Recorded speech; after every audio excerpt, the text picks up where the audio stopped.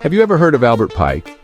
He was a real person, an American lawyer, a soldier, and a very important figure in Freemasonry during the 19th century.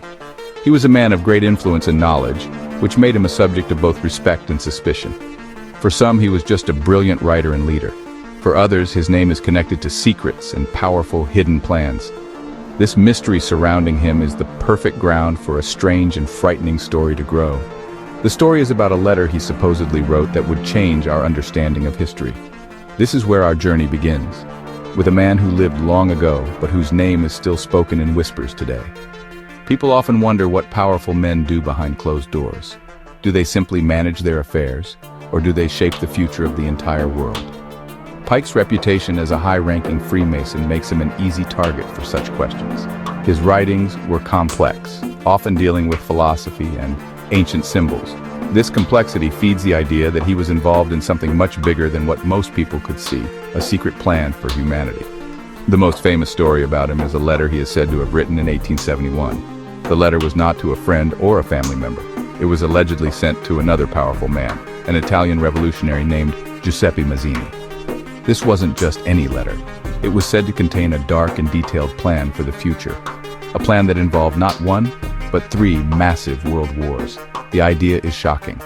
That the greatest conflicts in modern history were not accidents, but were designed and planned by a small group of people working in the shadows. This single, unproven document has created a legend that has lasted for more than a century.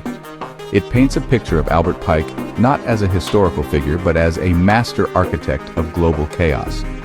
Did he truly hold the script for the world's future? Or is his name simply attached to a myth, a story created to explain the unexplainable?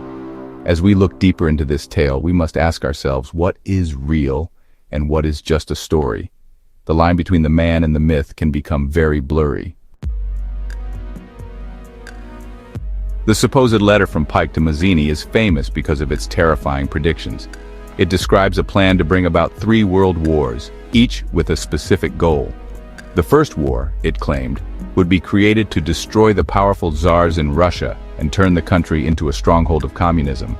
This new power would then be used to weaken other governments and religions around the world. When you think about World War I and the rise of the Soviet Union, you can see why this part of the story makes people pause and wonder. The second war in this dark plan was said to be even more calculated. It would be started by using the differences between fascists and political Zionists. The letter supposedly predicted that this conflict would destroy Nazism and make political Zionism strong enough to create the State of Israel. Again, looking at the history of World War II, the destruction of the Nazi regime, and the subsequent founding of Israel, the alleged predictions seem eerily accurate.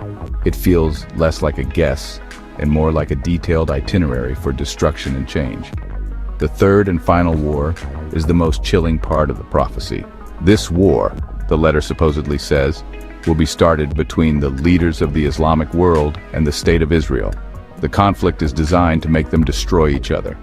As they fight, other nations will be pulled into the chaos until the whole world is tired of war. The goal is complete exhaustion, physical, spiritual, and economic. This would leave humanity broken, lost, and desperate for a new way forward, a new system to believe in. After this final devastating conflict, the plan's ultimate goal would be revealed. With the old world and its religions in ruins, people would be ready for something new. The letter claims that a new world order would rise from the ashes. A single world government would be established, and it would be guided by a new faith, which the letter allegedly calls the pure doctrine of Lucifer. This final revelation, the letter says, would show the true light to humanity after centuries of darkness and confusion, creating a world united under one belief and one power. When a story is this shocking, the first thing we must do is ask for proof. Where is this letter? For decades, people have tried to find it. The story often claims the letter was kept at the British Museum Library. However, when historians and researchers have asked the library, the answer is always the same. They have no record of ever having such a letter. They have searched their catalogs and archives, but there is no trace of it. Not now, not ever. This is a major problem for anyone who believes the story is true. The story was made popular by a man named William Guy Carr in his books from the mid-20th century. He is the main source for the letter's contents. Carr claimed he learned about the letter from another person who had supposedly seen it. But this is hearsay, a story told by another story. There is no direct witness, no photograph, no academic paper that confirms its existence. Without a real physical document that we can see and study, the letter remains nothing more than a rumor, a powerful idea without a body. Furthermore, scholars who have studied the alleged text point out some very big problems with the words it uses. The letter, supposedly written in 1871, uses terms like fascism and political Zionism. But these words were not commonly used or did not even exist in 1871. The term fascism became known with Mussolini in Italy in the 1920s. This suggests that the letter was likely written much later, after these events and movements had already happened. It is easy to predict something after it has already occurred. So what we have is a story with no original source, denied by the very institutions said to have held it, and containing words that do not fit its supposed time period. For most historians, this is conclusive proof. The letter is not a real historical document.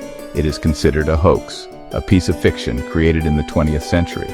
It was designed to look like a prophecy, but it was written with the benefit of hindsight, making it seem much more powerful and mysterious than it actually is.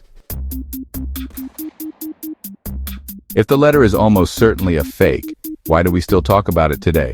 In 2025, why does this story continue to circulate on the internet and in books? The answer lies in our human need for answers. The world can be a confusing and scary place.